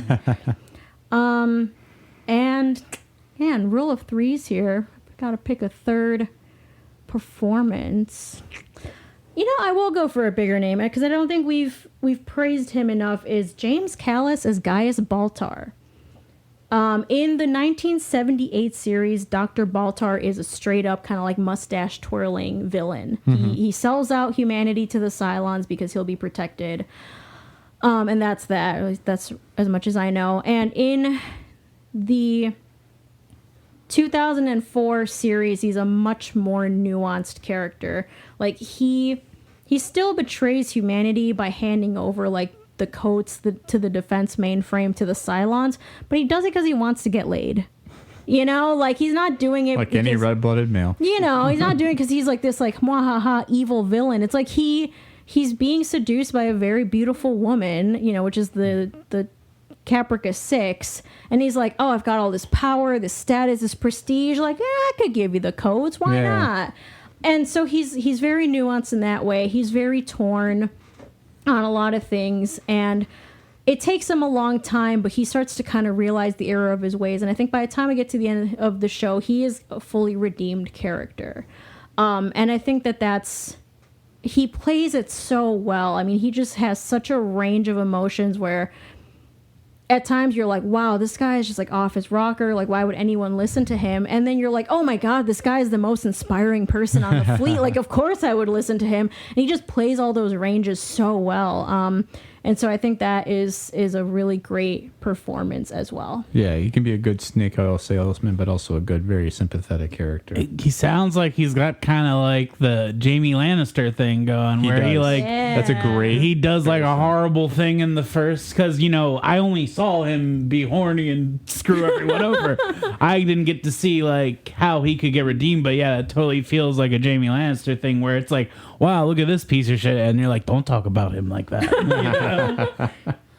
Yeah, he is very much that character, and I think that's definitely almost feels like the seeds for what ended up becoming that Jamie Lannister, because it was before that. He kind of originated it very around a time when I feel like anti-heroes were very present in a lot of TV, because we had Breaking Bad around that time too with Walter White. You know, it's a lot of those characters who are sort of at their core, sort of rotten, but you still can't help but feel a little sympathetic for them just because you recognize what their situation is. And, and you know, all these actors gotta be top notch. If they're gonna share the same space with Edward James Olmos, it's gotta be pretty intimidating. Yeah. So let me tell you about Edward James Olmos and intimidation. Well, okay. So, not intimidating, maybe not the word, but listen, shout out to Marcus Theaters here in Milwaukee, our main kind of theater chain, but they were doing during September and October for like Hispanic Heritage Month, they were doing like a run of like really well-known like Latino movies. And one of them, of course, is the movie Selena, starring Jennifer Lopez and Edward James Olmos. Now, this movie had been showing in plenty of theaters, you know, all month, but we found out, kind of just pure luck, that on the last day of their film festival, they would be screening Selena, and the guest star who would be there at no additional charge was a Mr. Edward James Olmos. And I was like, oh my God, we have to go. So we got our tickets and we went, And, you know, you're really thinking that an actor of this caliber is going to, like, show up in, like, you know, he's going to come in through the back door and there's going to be, like, security everywhere and, like, you're not going to be able to touch him. And nope. Dude just walks in through the front door and he's like, hello, hola, how are we doing? And you're like, oh my God, like, that's Admiral Adama, just like right there. And you were in this like meet and greet line and we're like looking at him and I'm like, we've been watching this guy on TV and like the big screen. And like, this is like I made the joke of like Edward James Olmos is like every Mexican American's like spiritual uncle or spiritual grandpa. Like we love him so much. He's just part of our family. And so we're in this meet and greet line and we finally get there. And, you know, you spend this time thinking like, what? I have 2 seconds to talk to this actor who like I've grown up with. I know him. Everyone knows him. What am I going to say to him? Which like movie of his do I reference? I need him to know that I love all of his work, but I need him to know one thing. And of course, I approach him. I grab his hands and I go, "You're Commander Adama." And he's like, "Yes, that's me. The Admiral's in the house." And I'm just like, ah. And you know, the theater staff is like, all right, get in. Like, give us your phone. Let's take a picture. And we like take a picture. And you know, they're like, all right, move on. But before we move on, I kind of go and grab his hands again. And I was like, thank you so much for everything you've done. Like, I'm such a big fan. Like, our community loves you. And he's just like, thank you so much. Like, enjoy the movie. And so say we all. I swear to God, my heart just leapt out of my chest. I was like, oh, he said the thing. Oh, my God. And I nearly started crying. Like, just, it's wild because he just has, like, the presence that you see on like the Adama character that's like coming through the screen where you're like, oh, he's this like big, like tough military man who has to like be strong and lead everyone. Like that's just Edward James Olmos. Like he just like radiates that like immense regal presence. And it's like, holy moly, like this is so cool. So that was great. And like, man, like he's such a great performer, but like he's also just seems like such a cool dude. Yeah. He was a pleasure to meet, and I mean, you'll see the promotional photo for this episode. So if you have not seen it yet, go ahead and check out our Instagram, where you'll see a picture of Jasmine and myself with Edward James Olmos. It was a wonderful day. I am sad to say though that in that photo you can't see a sweet ponytail because he was rocking one. He was. He had a very very dope ponytail on his back. Yeah, Edward James Olmos. I mean, it's you can't start talking about this, the show, or finish talking about it without mentioning him at least, 100 times, because he is such a heart of this entire show. I think as much as everybody does do is as great around him. And, one person who I do feel like kind of steals the show a little bit when she comes on screen is definitely Lucy Lawless. I you look at it and you're like, oh yeah, that's Xena. And she just starts going and you are like, oh, whoa, she's bringing the chops to this. And, I mean, she's outstaging, seasoned actors around her who clearly have been in the game for a long time. But it's somebody else who I was always like, I wish she had done a lot more. But she got, kind of like pigeonholed into this, you are a warrior princess, and that's what you are. So she's good on Curb. She is good on Curb. I did forget she's on Curb for a bit. That's a great role, too. So I'll definitely throw Lucy Lawless as kind of my first one because I don't know that we talked enough about her before. I mean, you can't talk enough about any of these characters. They're all so great. I also do want to mention Aaron Douglas. There's another one who plays a character we have not mentioned at all named, they just call him Chief, but he's Galen Tyrell, right? Or Tyrell. But yeah, Chief is a character who, I mean, he basically is like their like auto garage guy who fixes up all the planes. And I really like how nuanced his role is because he's very much sort of like always there, and he says a lot with his emotions and his body without really saying a word all the time. He's kind of soft spoken, but when he does talk, people listen. And he almost kind of has like almost like a mini EJO to him, and I really appreciated that. It's interesting because he's a character that does not get a happy ending. Most of the characters kind of do. They get, bittersweet ending. Certainly, there's certainly some loss and some grieving, but they get kind of an ending. They're like, okay, pretty good.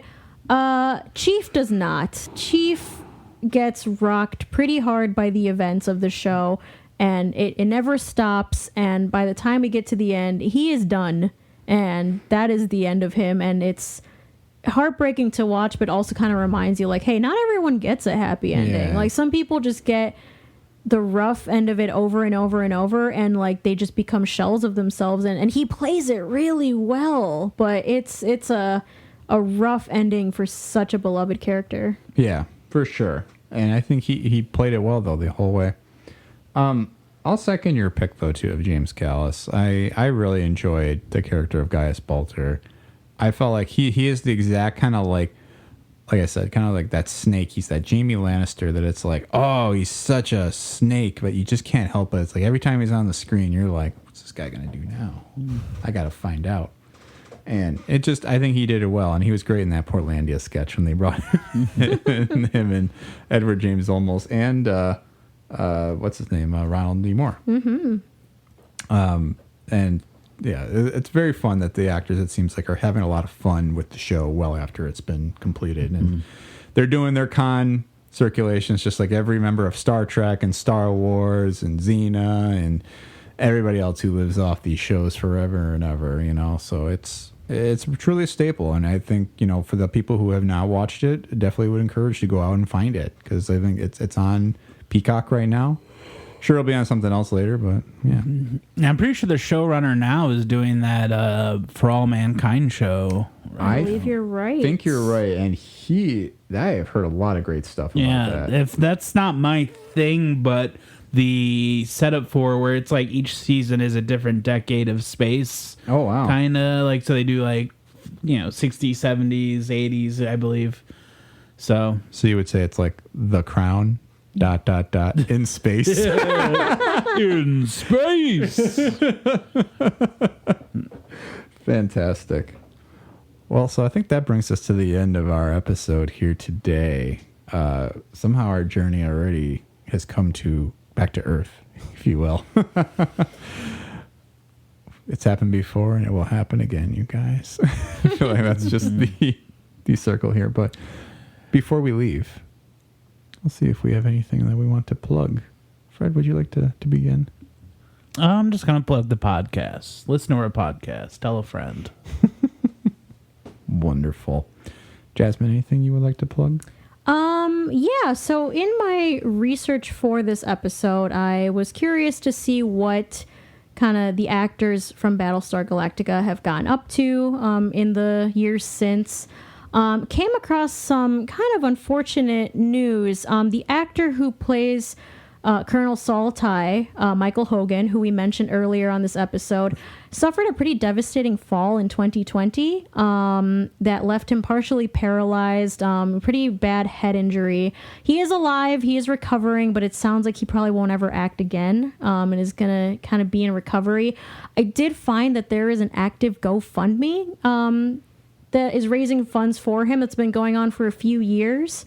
And it's pretty wild because you think like actors who make these shows are probably like multimillionaires, but they don't get paid a whole lot of money. And I think any actor friends of ours can confirm that is once a gig is up, it's up. So it's unfortunate to hear that. But if you are a Battlestar Galactica fan, or if you just feel like helping out during this kind of holiday season, there is a GoFundMe for the actor Michael Hogan. You can just look up GoFundMe Michael Hogan Fund and it should come up. You'll know it's his right away. They've got Battlestar Galactica imagery all over it. It looks like they've raised a ton of money, but obviously his needs are going to be ongoing. So it's a bummer to hear that. We wish him all the best, and if you want to throw some bucks his way, please do so. Yeah, it's a great cause. I mean, we're all about supporting causes and supporting others, so please consider that. And as far as our show, please rate and review us wherever you get your podcasts. We are going to be taking a short, it'll be a 1 week hiatus, really. Fred and I have been very busy recently. Busy boys. We have delayed honeymoons from weddings at the time of this recording. Did you delay the honeymoon for this podcast? Yes, I did. Okay. I just wanted to make sure. So I wanted to know what your priorities are. The pod above all. Okay. Thank goodness. Priority number one in our lives. But at least in this case, we have honeymoons, engagements, as I am sitting with my, at this time of recording now, fiance. It's Fred. I thought we weren't going to tell people that. Aw, Fred and Tom. Congratulations. It was time. We were so excited, and we already got married and are going on our honeymoon. I mean, it's a very exciting time all around for us. Adorable. So cute. For anyone who doesn't know, it's Tom and me. She had to clarify. Someone out there will be like, oh my God, the co-hosts got engaged.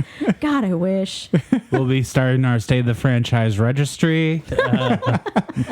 buymeacoffee.com/SOTF. If you want to throw us a couple bucks, definitely goes a long way to helping fund this show, especially, we'll be looking to continue into next year. So our next episode will be a holiday episode. So it might be just like a week late. We'll be getting very close to the Christmas time, maybe middle of Hanukkah. So keep an eye out for that at that point. And, we wish you all, happiness and, enjoy the rest of. I'm like, do we wish happy holidays? Because it's like, this is an evergreen episode. So I guess it's like.